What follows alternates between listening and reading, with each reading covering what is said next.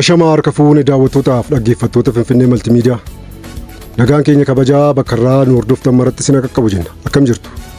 Oduu ammaaf qabanne isin biraan geenya. Haga xumuraatti nu waliin turaan afeerraa keenya. Godina Shawaa Lixaa aanaa Ambootti namoonni nagaa humnoota mootummaatiin ajjeefaman. Gariin ammoo madaa'utu himame. Godina Shawaa Lixaa aanaa Amboo ganda Ganjii Gororeetti humnoonni mootummaa himannaa shanee deeggartu jedhuun namoota 4 ajjeesuun 2 madeessuu jiraattonni himan. Ajjeechaan kun kan raawwate gaafa wiixataa waxabajjii 19 bara 2023 yoo ta'u, namootni ajjeefaman kunneen miseensota maatii tokkoo ta'uu eerame. Namooti Hirphaa Iddoosaa, Dassuu Iddoosaa, Kiisaa Hirphaa fi Likkaasaa Lalisaa jedhaman maatii tokko keessaa ajjeefamuu, namoonni 2 maqaan isaanii Qaabataa Iddoosaa fi Dajanee Gadaa jedhaman ammoo rasaasaan rukutamanii madaa'uu mirkaneeffachuu jiraattonni ibsaniiru. Dhaabbanni Oromoo Leegaasii Liidarshiip and Advocacy Association jedhamu godina Shawaa Lixaa aanaa Ambootti haleellaa humnooti mootummaa bananiin miseensonni maatii tokkoo 4 jumlaan ajjeefamuu fi 2 rasaasaan madaa'uu gabaaseera. Jiraataa gandichaa fi miseensa maatii namoota ajjeefaman maqaan isaa akka hin eeramne gaafate tokko akka himetti, humnoonni nageenyaa mootummaa wiixata waxabajjii 19 bara 2023 akka lakkoobsa yeroo Itoophiyaatti ganama keessaa sa'aatii 11 walakkaatti mana jireenyaa isaaniitti cabsuun miseensota maatii keessaa 4 rasaasaan ajjeesuun 2 madeessuu himeera.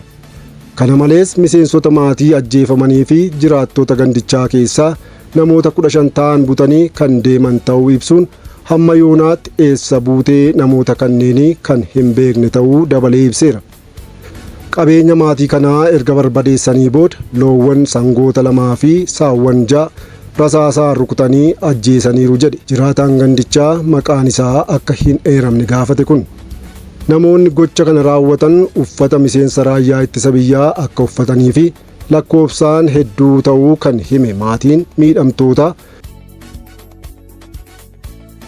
Namoonni gocha kana raawwatan uffata miseensa raayyaa ittisa biyyaa akka uffatanii fi lakkoofsaan hedduu ta'uu kan hime maatiin miseensota taatee raawwate ilaalchisuun eeruu kenne tokko kanneen mooraa raayyaa ittisa biyyaa kaampii Galaan Waddeessaa keessa qubatanii argaman ta'uu danda'us jedheera.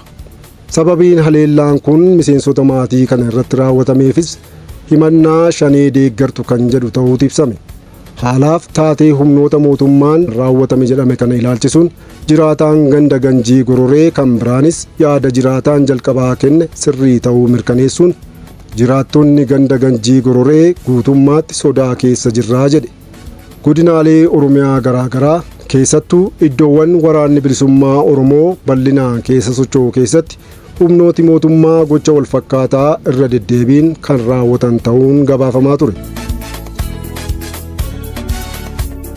Oduu keenya biraatti yoo ceenu, Gujii Lixaatti humnooti mootummaa barattoota 2 uummata fuulduratti ajjeesan. Godina Gujii Lixaa aanaa Malkaa Sooddaatti magaalaa Malkaa Daawwaatti gaafa dilbata waxabajjii 18 bara 2023 humnootni nageenya mootummaa barattoota 2 uummata fuulduratti ajjeesuu jiraattonni godinichaa himan.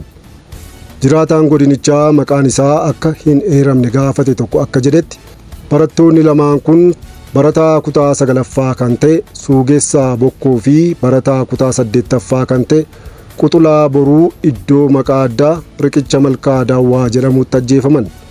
Sababiin ajjeechaa barattoota kanneenii himata waraana bilisummaa Oromoo deeggartan jedhuun ta'uu jiraataan kun eereera. Jiraataan biraanis odeeffannoo jiraataan armaan olii ibse mirkaneessuun barattoonni kunneen guyyaa sanbata gara ganamaa magaaluma Daawwaa keessatti qabamanii guyyaa fi halkan uleen reebamaa erga bulanii booda guyyaa dilbataa paatroolii fi mootoraan gara iddoo addaa maqaan isaa Dildila Daawwaa jedhamuun beekamutti geeffamanii yeroo uummanni waldaa kiristaanaa waaqeffannaadhaa bahutti guyyaa keessaa naannoo sa'aatii 7tti uummata fuulduratti rasaasaan mataa keessa rukutanii ajjeesanii jedhe. Ajjeechaa kana kan raawwatan miseensota raayyaa ittisa biyyaa ta'uu eeruun sababiin qabamuu fi ajjeechaa barattoota lamaanii hariiroo shanee wajjin qabdu kan jedhu ta'uu ragoonni lamaanuu eeraniiru. Barattoonni ajjeefaman kunneen barattoota mana barumsaa Maazuraa jedhamu ta'uu isaaniitu himame. Ajjeechaa kana kan raawwatan miseensota raayyaa ittisa biyyaa hundeeffama godina Boorana Bahaa godinichatti uumame tasgabbeessuuf godinichatti bobbaafaman ta'uu ragaan lammataa kun himeera. Haleellaan kun kan raawwatame battaluma mootummaan wixinee godina Gujii gara godina Boorana Bahaatti caasessuuf dabarse humnaan raawwachiisaa fi jiraattota mormii dhageessisan jumlaan hidhaa jiraachuu jiraattonni kunneen dabaluun ibsaniiru. Bulchaa godina Gujii obbo Taaddalaa Udoo haala jiru irratti odeeffannoo akka kennaniif irra deddeebiin yaalii kan taasisne ta'us argachuu hin dandeenye. Murtee godina Gujii guutummaatti haquun akka haaraatti godina Boorana Bahaatti caasessuuf mootummaan Oromiyaa dabarse abbootii gadaa fi jaarsolii dabalatee jiraattonni godinichaa mormaa turuun ni yaadatama. Oduu keenya biyya ollaa Itoophiyaa taate Sudaanitti yoo ceenu. Sudaan keessatti tajaajilli fayyaa dhabamuun yaaddoo uumee jira. Dhukaasa dhaabuun guyyoota 3 ture kibxata ganama erga xumuramee booda waraana Sudaanii fi humna waraanaa hatattamaa humna guddaa qabu gidduutti walitti bu'iinsi deebi'ee akka jalqabe gareen mormii dhageessisanii fi jiraattonni gabaasanii jiru. Lolli kun lubbuu namoota kumaatamaan lakkaa'aman kan galaafate yoo ta'u, namoonni miliyoona 2.5 ol ta'an qe'ee isaanii irraa baqatanii gara naannoo nageenya qabu Sudaanii fi biyyoota ollaatti akka godaanan kan dirqisiise ta'uu dhaabbanni godaansaa kan tokkummaa mootummootaa ibsee jira. Gama kaaniin Sudaan keessatti dhaabbileen fayyaa naannoo walitti bu'iinsaan miidhaman keessa jiran 3 keessaa harka 2 kan ta'an tajaajilaa ala ta'aniiru jechuun hoogganaan dhaabbata fayyaa addunyaa kan tokkummaa mootummootaa yookaan WHO Dr. Tedros Adhanom ibsanii jiru. Kana malees haleellaan irra deddeebiin dhaabbilee fayyaa kuusaa meeshaalee yaalaa ambulaansii fi hojjettoota fayyaa irratti raawwatamu dhukkubsattootaa fi hojjettoota tajaajila fayyaa hospitaala ga'uu irraa ittisaa jiraa jedhan. Dr. Tedros gaafa kibxata waxabajjii 21 bara 2023 Jeenevaa keessatti gaazexeessitootaaf ibsa kennaniin Sudaan keessatti hookkarri ji'oota 2 mudate kun tajaajila fayyaa kennuu irratti dhiibbaa guddaa kan geessise yoo ta'u, namoonni miliyoona 11 gargaarsa tajaajila fayyaa akka barbaadan taasisee jira jedhan.